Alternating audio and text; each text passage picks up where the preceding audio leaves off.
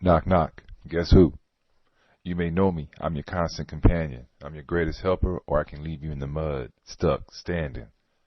I will push you onward and take you to greener pastures, or drag you down and spoon feed you all you can eat disasters. I'm at your command. Half the tasks you do, you might as well turn them over to me. I'm able to do them quickly. I'll walk outside with you each time you leave the front door. My actions can bring an encore or be an eyesore. I'm easily managed. All you have to do is be firm with me. Show me exactly how you want it done, and I will do it automatically. I'm the servant of the greatest shakers and movers, and the servant of the greatest losers. You may run me for profit, or you may run me to ruin. It makes no difference to me, because you're the ship and I'm the captain. I determine how fast or slow we'll be cruising. Be resolute with me, and I'll put the world at your feet. Be careless with me, and I'll throw you in the ocean with shoes made of concrete. Guess who? I am habit. I'm here today to provide you the tools on developing habits you need to become successful and not a victim of yourself. My concern is about you, the person, and not the basketball player. Just like you, I'm passionate about basketball. I was a starter on the varsity high school team from the 10th grade to the 12th grade year. My senior year, went to the Final Four in California. And after that, got a basketball scholarship in NCAA. Now, just like me, I want you to be like me. And that is by being passionate about self-improvement off the basketball court. I want you to be successful in life. I want for you to prepare for your future by creating it today. I don't want you to foul out in the game of life. I once read, if you were to die, what one lesson you would pass on to your friends and family? And many thoughts went into my head on what that would be. To help me decide what that would be, I ended up going through my old photos of growing up in Oakland.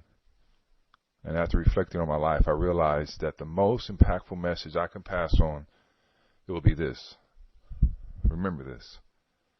When you change, everything else will change.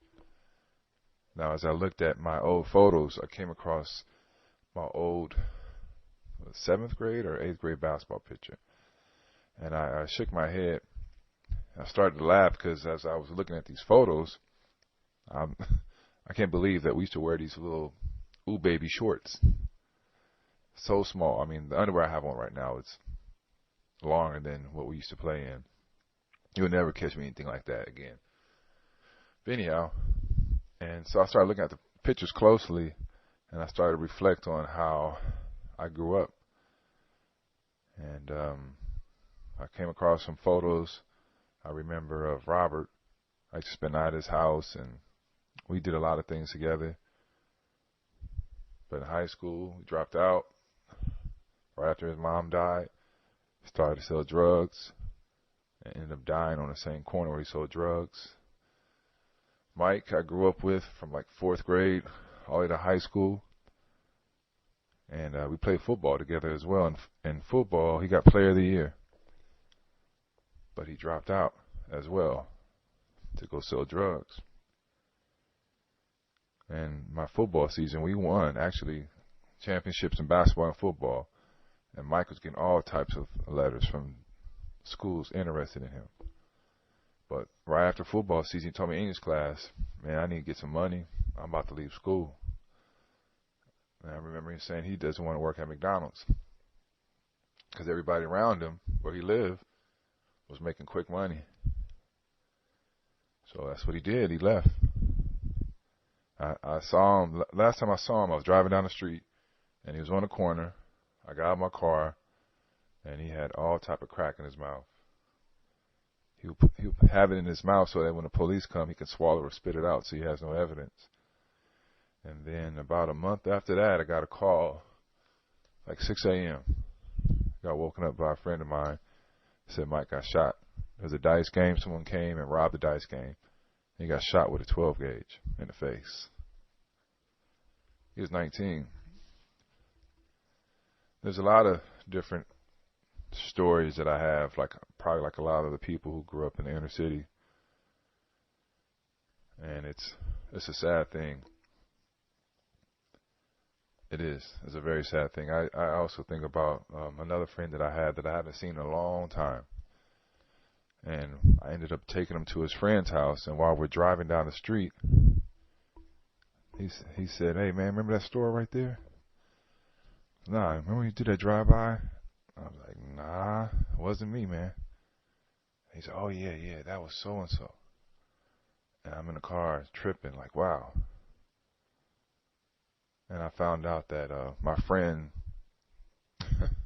anyhow, I can go on and talk about all that stuff, but that's not the purpose of that, to just for me to relive my past and everything. The purpose of me talking to you right now is to give you some information so that you can be better in life. So what happened to me? Why am I here even speaking to you? Well, I'm going to tell you. It's when you change, everything else will change. For me personally, I changed so much that I started my own company and I ended up writing a book called Basketball to Success. How to be the prepared student athlete and not foul out in the game of life. Growing up, I never went to bookstores, I never read. But as I said, when I changed, everything else changed. I'm an author now. Would never thought about it. Never said, hey, I never had a goal of writing a book. But things changed. And then when they happened, I changed along with it. I want to tell you a unique story. I bought an autobiography by this guy named Lakeson Kyra. He was from Africa, and he was so serious about learning and growing, and that he reached success because when he changed, everything else changed. He was so hungry for American college education that he walked 2,500 miles from his village looking for an opportunity to go to college. Yes, you heard me, 2,500 miles. That is like walking from San Francisco to Atlanta. He said both his parents couldn't write their own names. They could not count past 20. The school that he went to cost 6 pennies. His parents had to save to get that money. That's how broke they were. At school, there were no pens, no paper, no books. They did their homework. They did all their work by using their finger on the ground, right in the dirt. Lakeson didn't like going to school. He tried to quit, but his parents made him go because of the money that they invested. And over time, he had opportunity when he got to high school to get a scholarship, which is about 200 miles away from where he grew up in his village. In that school, he had a uniform, and that uniform had a badge on it that said, "I will try." And "I will try" is actually the name of his autobiography. So putting the school's "I will try" motto, the slogan, to action, he discovered that education was his way out of poverty. He read every book that he could find about America. He liked books about Booker T. Washington, Abraham Lincoln. By reading these books, he realized that America was a place he needed to go for freedom and for independence. He told himself that one day he would go to college. He said, quote, "Young men grow up with no schooling, no work, and they become thieves and damage the country. I wanted to do better," he said. After high school one day, he asked his mother if he can go to America for school. Without knowing where America was, she gave him permission. Before she found out how far it was, he left the next day, October 14th, 1958. He was barefoot, had a map, an axe. He had on his uniform with the "I will try" badge. His goal was to go from village to village, seeking work and food as he went. He wanted to go to Egypt and get on a boat and work for his fare to get to America. Now, yes, that's a huge goal, but he did not doubt that he can reach it. When he left, he said that the American continent for him was no more than a legend heard by someone who had heard about it from someone else. He reflected on how he used to dislike school, how he used to cut school, how he quit a couple of times, and now here he was, he said, giving up all to run, after which I had once disliked, for a journey that originated with a greediness for learning. You see, once again, when he changed, everything else changed. Now on his journey, of course he got scared. He was worried a lot of the times. But in that process, he kept reminding himself of the stories he read about in those books.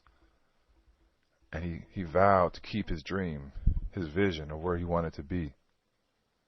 Kept it in his forefront. For 1 year, he just continued to go from village to village through dry seasons, hot seasons, jungles. There's a lot of animals, in Africa. Wild animals, hyenas, lions. And not only that, not everyone speaks the same language. So think about trying to communicate to people, trying to work. But somehow he found a way. Looking for a place to sleep at night, looking for food. Throughout those hardships, he would always repeat what was on his shirt. I will try, I will try, I will try. 2 months after leaving, he said this, quote, "It was Christmas. People were rejoicing, but I was thinking of my trip and America. I will get there. I said maybe 2 years, 3, 4, or 5, but I will get there." He had a huge resolve to get there. Now, this part I'm about to read to you is actually, I have to read it verbatim. I can't paraphrase it because it's powerful. And this is what he said. He said, quote, "I would argue with myself that it was better that I should return home and live and laugh and talk about my failure and perhaps make a better plan and a better arrangement than keep on pushing and possibly die of an illness on the road. I even argue that others will learn about my futility of undertaking such an adventure without any more provisions that I had. After all, if I returned to my college, who would really care whether I had an academic regalia and a piece of paper saying that I had a degree from American College, or even a humble diploma? It would not make any real difference. My father had lived his whole life without being able to write his own name. My mother, to use her word, was blind when it came to print. After all, they were the same people I'll be living with in the village, who maintained that an educated person was lazy, that he could not build a house or do any manual work with his hands. But regardless of whether or not it made any difference with a degree or a diploma or neither, I could not really stand the ridicule arising from my cowardice. I would have not only failed my goal, but also embarrassed the model of my beloved school. I will try." Unquote. Now, in his journey, one day he was at a library, American library at that. He said that where you can check out books for free. He went there, came across a book, didn't know what the word meant, and then he ended up looking for a dictionary. Instead, he found a book for American colleges. So he decided, I'm going to write every single college in here, because he heard that they give scholarships. So that's what he did. He wrote. And one got back with him in Washington State. And they offered him a scholarship. And he ended up going. And he saved his last money to buy some shoes because he said he didn't want to go to America barefoot. In all, it took him 2 years to walk that 2,500 miles. 2 years. He said that when God has put an impossible dream in your heart, He means for it to help you fulfill it. And I believe this to be true. When as an African bush boy, I felt compelled to be an American college graduate. Now, what can you learn from this story? Well, you can apply anything in life by having the 3D principle that I believe. 1, you have to have desire. 2, determination. And 3, dedication. But what kills me is that, as we know with basketball players, you get a free ride sometimes when you go to school. We know it's not free. There's a lot of work. It's like having a job when you're playing basketball. But even in high school or in college, people have resources and they just let it go. They take the easy road. And here I have somebody like Lakeson who's walked 2,500 miles just to go to college. And there are people who go to school and do whatever, but they just loaf around and be lazy in school. And later on down the life, they're broke as a joke and can't do nothing. They have no career to fall back on, nothing. Because in the real world, no one cares about how many points you scored, how many wins your team got. It's all about right now, what can you provide? Now, success is to know what you want, and it is to get it. It is predictable. It's not an accident. The fastest way to success is to find people who are getting results that you want. You have to study them. You have to copy, paste, and tweak what worked in their lives. And if you do what they do over and over again, you'll get what they get over and over again. So learn from the experts. Go to seminars. Let's say, for example, you want to be an architect. What does that mean? That means you need to subscribe to architect journals, find conferences, find people who's already doing it, see if you can have an informative interview with somebody. You got to take charge. You are responsible for your life. Learning requires new actions, not just new information. Now, everybody wants to be successful, but it doesn't come to you. You got to go to success. You have to find it, get in a headlock. It's up to you. It is up to you. As I said and will continue to say, when you change, everything else will change. But in order for you to reach massive success, you have to change 3 essential things. Now, the first thing is your thoughts. You are what you think about most of the time. Just like you are what you eat, you are what you think. You get what you think you deserve, and because your thinking predicts your actions, how you think is how you act. If you say it's a lousy day, if you think it's a lousy day, it doesn't matter if you say it or think.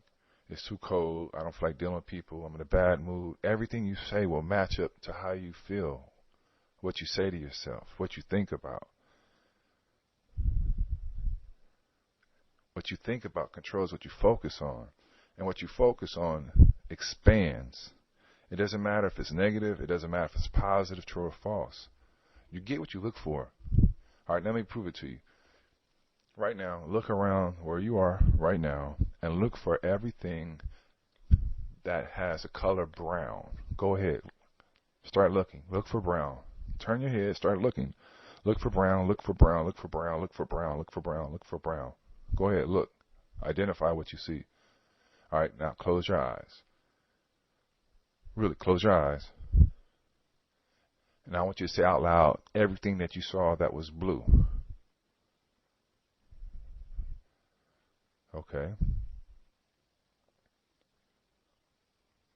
All right. Now open your eyes now. Now look for blue. Look for blue. Look for blue. Look for blue. Look for blue.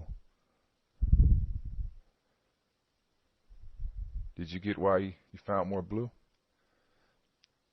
It was because you get what you focus on. What you focus on expands. What you focus on longer becomes stronger. The blue is always there. The brown has always been there. But it's all about what you focus on. And so with your thoughts, how you focusing?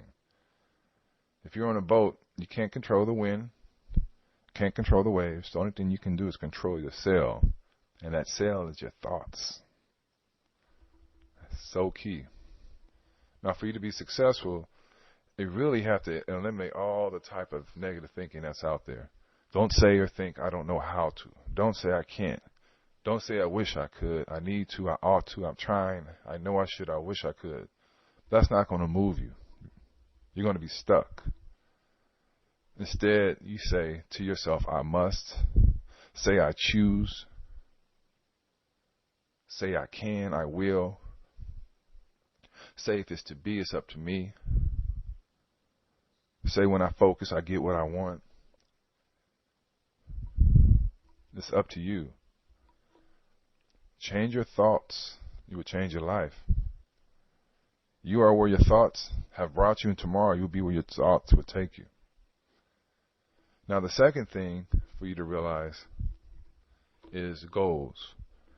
People with goals succeed, and those that don't have goals won't. Period. Goals determine your destination, just like a ship leaving a harbor or an airplane leaving. The journey is all mapped out. You got to figure out where you are, where you want to go. The destination is key. Without knowing where you're going, the ship, the airplane won't leave. It's like the GPS. Now go ask 5 people you know what their 1-year goal is for this year, or their monthly goal. Some may think about it for a long time, and may give you an answer, but it's a specific. But this is what you do. You say, okay, what are you specifically doing to reach that goal? If someone were to ask you right now, what is your goal? What's your goal? And what are you doing to reach that goal? Now, if you can recite it on the spot, that shows that you're serious. So if I were able to wake you up 2 in the morning, say, hey, what's your goal? What's your goal? What's your goal for this year? What's your goal for this year? You should be able to spit it out effortlessly. Your goals are the blueprint for your life. They are the preview of your life's coming attractions. Increase your ability to create goals and achieve goals. Without goals, you will live problem to problem rather than opportunity to opportunity. Motivation will get you started, but it's your habits will keep you going and how you spend your time. You can't hit a target you can't see. If you don't know where you're going, any road will get you there.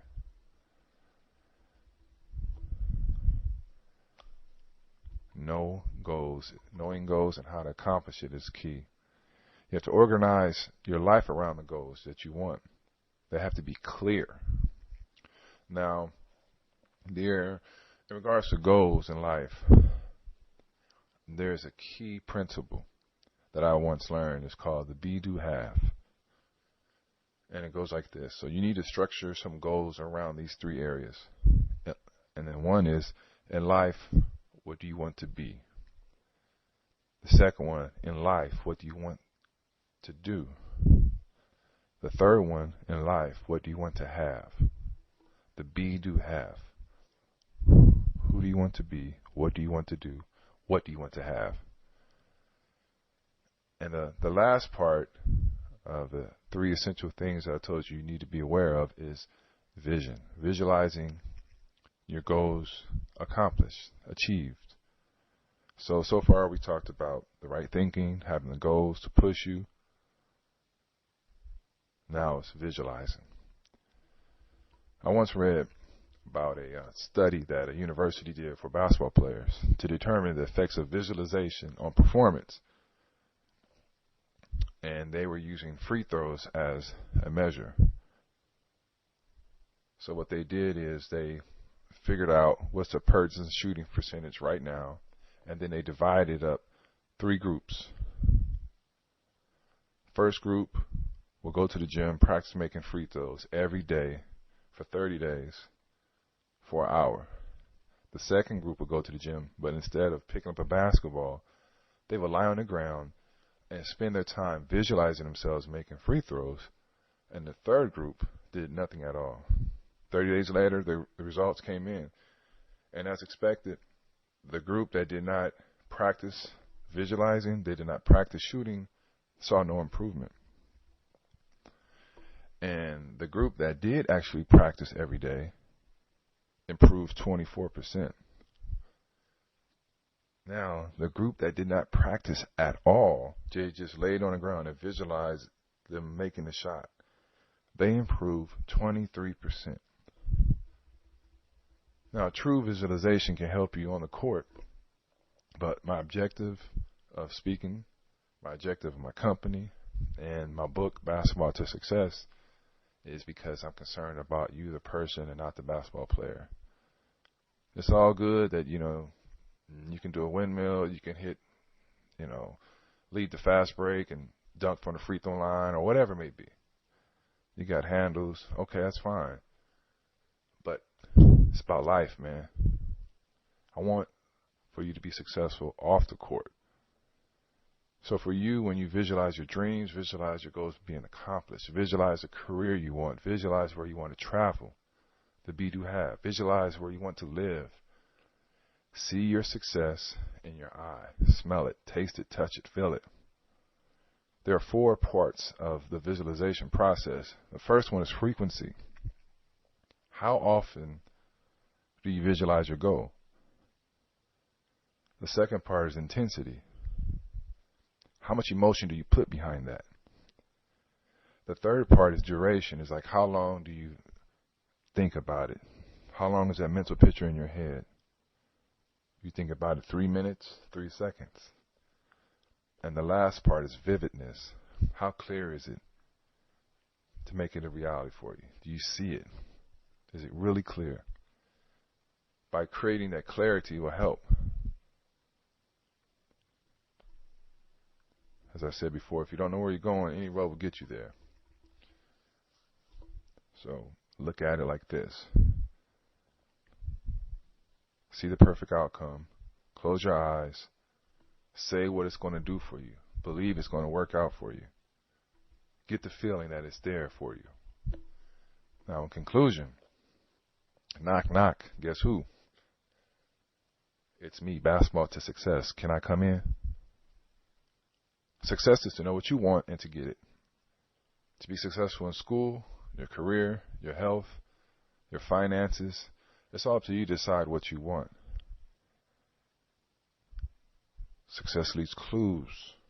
You have to find it. Be the detective. You have to go out there. Seek and you shall find. It's up to you, though. You have to take charge. But the quickest way is to find out what you want and find out who's accomplishing that. And as I mentioned, learn from them. Do your best. Do your best to do so. You got to. To become someone you've never been, you have to do what you've never done before. Everything starts with you. Everything in your life, really, you have attracted. You can change your future because you can change the person you are today. It doesn't matter how old you are. When you change, everything else will change. You can design your future so that you can have a wonderful life by choice and not by chance. You can be a master of change rather than a victim of change. Today, I have gave you a lot of tips on how to become successful and not a victim of yourself. On my website, basketballtosuccess.com, you are able to get a free download of my book. But overall, it's all up to you to take charge. You can't pay anyone to do push-ups for you. You can't pay anyone to exercise for you. It's up to you. It is all up to you. You are responsible for your life, for your choices. You choose and continue to choose the direction of your life. In life, there are three types of people. The person who makes things happen, the person who watches things happen, and the person who says, hey, what happened? Now, what kind of person are you?